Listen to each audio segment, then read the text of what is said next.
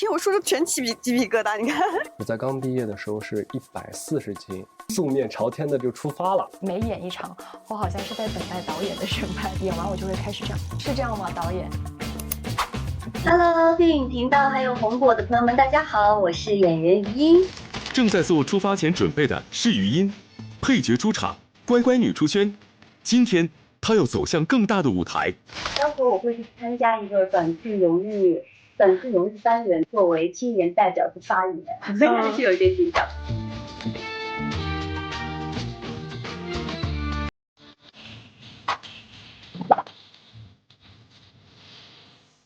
其实我在北京生活了4年，上学然后跑组。其实北京是我开启演员这条道路最初的地方。我喜欢表演，想成为一名演员是从小深耕在自己心里的。但是呢，因为家里人希望我可以去读一些好找工作的好就业的专业啊，小小的我就是还没有什么与之抗衡的能力。上大学那一刻，我就进行了我的反抗，我不要家里的生活费了，演了自媒体的一些情景的一些小短剧，去洗过盘子，当过那个接电话的接待员，摆过地摊，就各种各样的工作我都有做过。或者是当时我还有乐队，我可以去驻唱。拿到这笔工资，我会给自己一小部分用来生活，剩下一部分我就会存起来。直到我大学毕业的那一刻，我自己就一个人拎着2个行李箱来北京了，跟家里人说，我说我要去北电的进修班去表演。当时是抱着必定要去的决心，就是我今天不是来跟你商量的，就是那样子的决心。我就跟他们讲，我发现，他们竟然不反对我了，就他们就说，那你去吧。当时你租房也是？对，租房。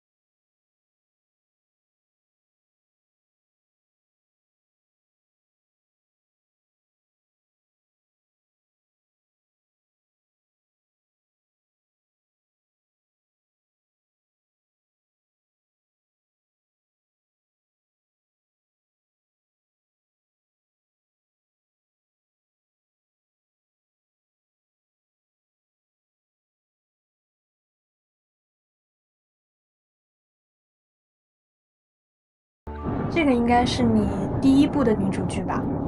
哦，对，这是我的第一部短剧的女主，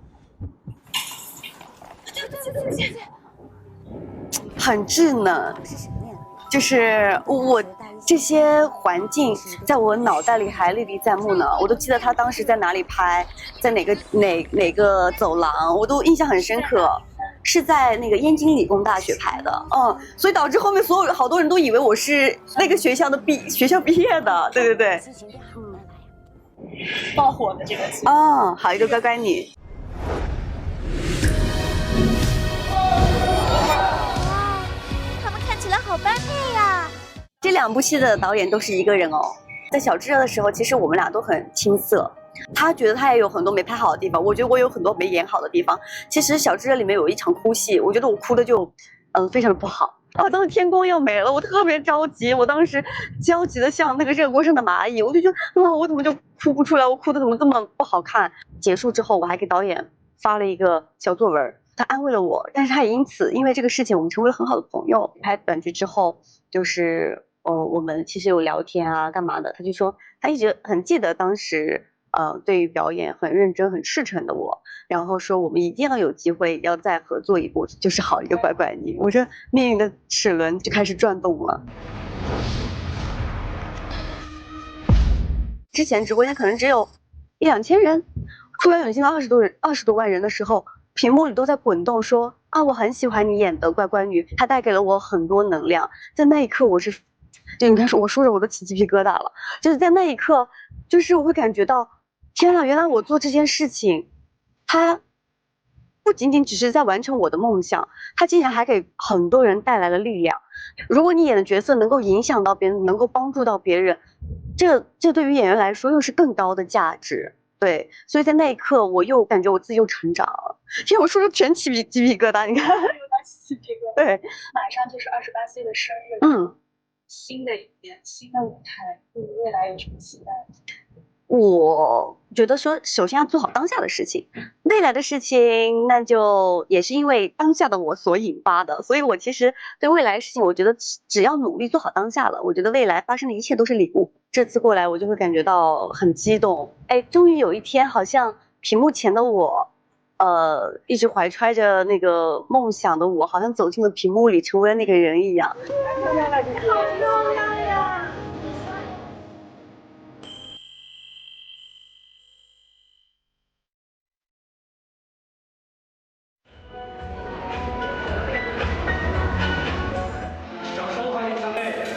我们今天站在这里，我感觉到非常的荣幸，因为我们都是从边缘一步一步走到舞台的正中央的，所以未来呢，我也会继续饰演好我的角色，不忘初心，砥砺前行，和大家一起为短剧这个行业添砖加瓦。尊敬的各位领导、各位行业前辈、媒体朋友们，大家下午好，我是青年演员卡荣。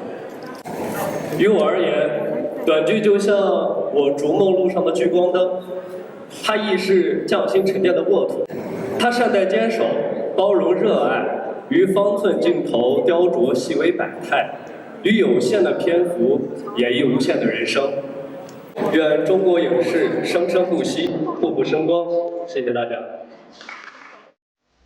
卡荣，科班出身的青年演员，舞台上他为梦想发声，镜头前他因热爱入戏。坦白说，不敢想，对，完全想不到。当时他们跟我说，我收到了百花奖的邀约，怎么可能？我心想，他们在开玩笑吧？我就在想，平复下来心情之后，就是很开心。除了有圆梦的一个想法以外，更多的就是抱着学习的态度。我觉得短剧它给了我上场的资格。我从上大学学习表演开始，到入行短剧行业，都是一个小透明。在班级里也是小透明，在行业中也是小透明。我在刚毕业的时候是140斤，拍摄的第一部短剧也是没有妆造，然后就是素面朝天的就出发了。然后出现的效果就会发现，确确实实他可能上镜跟舞台对于形象的要求是不一样的。现在是128、130，也怀疑自己，那时候也在怀疑自己这个选择是不是正确的。然后包括在一些表演上，可能和之前学到的那些理论知识也不一样啊，然后或者是被导演的否定。我听过导演说过最重的话就是我不适合做表演，很轻飘飘的一句话，但我内心很沉重，对，特别沉重。这是你入行第1年听到的吗？在第1年，那时候是刚接触到男一行。那当时你听到这个话，你会第一时间想反驳，还是说真的听进去了，开始想？听进去了。就我觉得他能说出这样的话，这个事态已经到了很严重的地步了。当时是因为什么呢？是比如说哭戏哭不出来，还是？就是我之前可能认知到的一些表演都是要有层次递进的，但是在当时可能那个题材要求或者是剧本角色的要求的话，就需要在一瞬间给到准确的情绪表达，做不到。我觉得没有内心支撑，然后我演出来自己也会很尴尬。但是我算是比较轴吧，就有一种声音告诉我，如果都没有去拼尽全力的去尝试的话，就放弃了，那也太可惜了。而且我觉得我舍不得。是什么？你可以打开看一下。哦，一副眼镜，我先把眼镜戴上。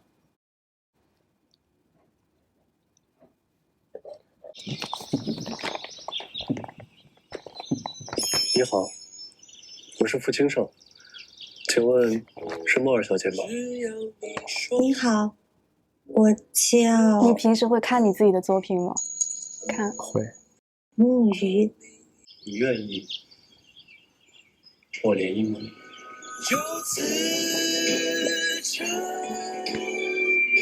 再看还是挺有感触，青涩但又真诚。对，因为我从现在的视角来看的话，它有很多可以。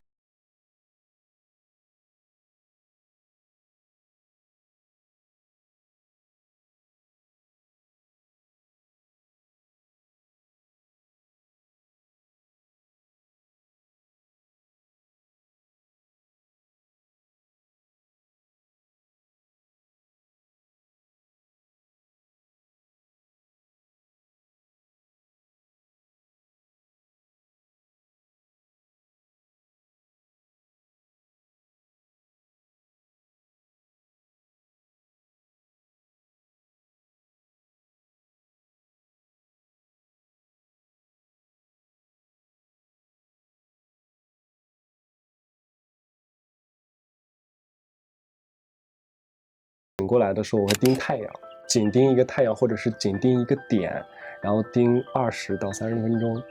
对，但可能在当时我并不会很专业的去，就是眼睛现在就是有了一些小问题，看这个光看久了，然后就是会恍惚。我从学习表演开始到入行短剧行业，然后工作开始，都不认为自己是一个天赋型演员，但我会思考。我会反省自身，然后再去做出一些优化。如果让你用一个词来形容那个阶段的自己，你会用什么？那个阶段自己，我感觉和现在这个阶段的自己都可以用一个词来说，初出茅庐。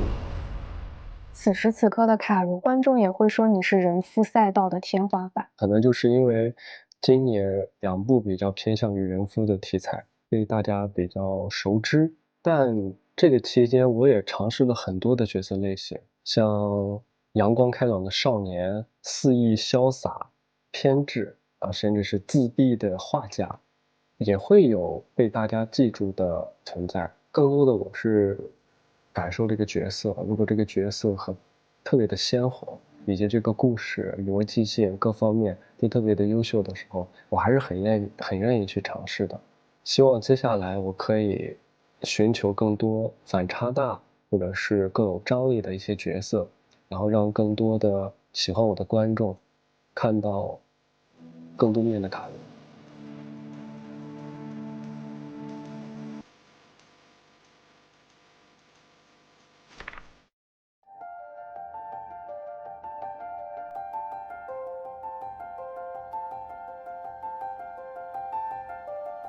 六金，他曾是拥有100万粉丝的博主，短视频、短剧、镜头内外，他都是焦点。一开始呢，接触这个行业是我认识合作过的一个摄影师，然后他邀请我去演他短剧里面女二一个长公主的角色。因为这个角色呢，在被另外一个导演看见的，就是云淼的导演。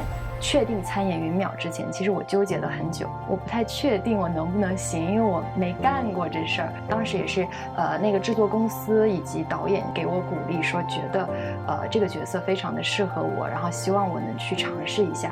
那个时候我在生病，就是喉咙咳嗽的很严重，是一个失声的状态。我说我可能真的录不了试戏，他一开始以为我是推脱嘛，然后我就给他发语音，我说你换谁？我真的说不出话来，就这样子。然后他就说：“那你有没有适合这个剧的之前的拍摄作品？”然后我就给他发了一些就是穿旗袍的我之前自媒体拍摄的那些视频。其实中间有那么几天是没有回复的，我会有点来回横跳，左右脑互搏。比如说我这边有一个想法跟我说，哎呀，好希望他能选我呀，感觉去有一个新的尝试也不错。然后过了一会儿，这个想法就打败我，哎，算了，我觉得人家肯定也不会选我，我就把自己现在的自媒体行业做好，也挺好的。我就会每天就这样，踏一下。等到真的收到那个确认的通知以后，某一部分的心就放下来了，我就会转变到怎么样去把这个东西演得更好。哦，里面是我的照片。是的，你可以给大家展示一下。其实我觉得不知道大家能不能看出来，这个模特时期的眼神其实会比现在的要凌厉很多，处在一种我很拽，我只要够酷，就是那种睥睨天下的感觉。但是对于现在的一些假设说一个角色的定妆视频来说，因为提前读过剧本嘛，所以我会尽量的就是按照这个角色性格去做一些表情。愿意当我的奴才，就跟上我。你自己在看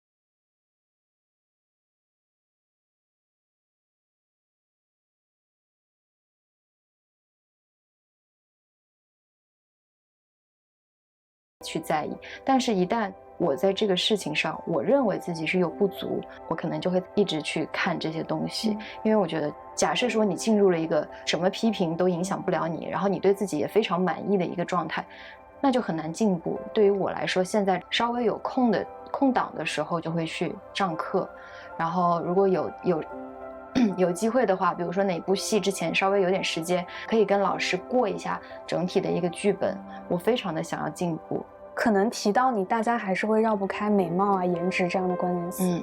你是从小就是被这个标签围绕的吗？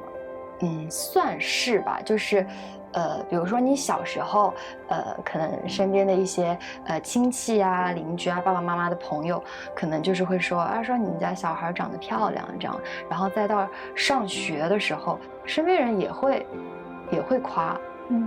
到后来做博主以及进入短剧这个行业，说实话，其实美貌这个标签和评价是一直跟随着我的。就像我之前跟网友说过，我说其实一个人你想要帅而不自知或者美而不自知是很难的，就是你只能不要太把这个东西当回事儿。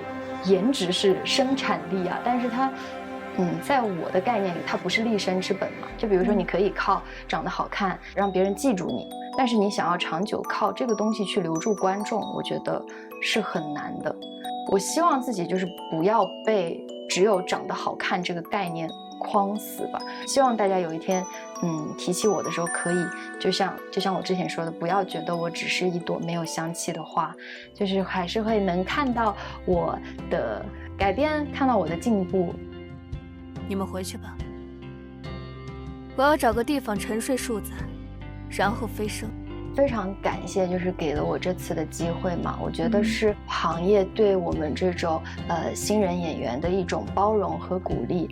然后我也希望自己能拿更好的作品以及更成熟的一个面貌，就是去面对大家，然后不辜负这一次的邀请。好好努力吧，叶星星。我觉得这是不管是对当时的自己，还是我现在想对自己说的，其实都是这句话。谢谢你一直坚持下去，稳扎稳打，一步一个脚印的往下走吧。希望自己就是好好上课，好好学习，把每一部作品尽我所能的都拍好。我很感谢自己，感谢自己一直没有放弃自己的热爱，然后也让我今天有机会站在百花奖的舞台上，以青年代表的身份去发言。它不是我的终点，它是我一个新的温暖的起点。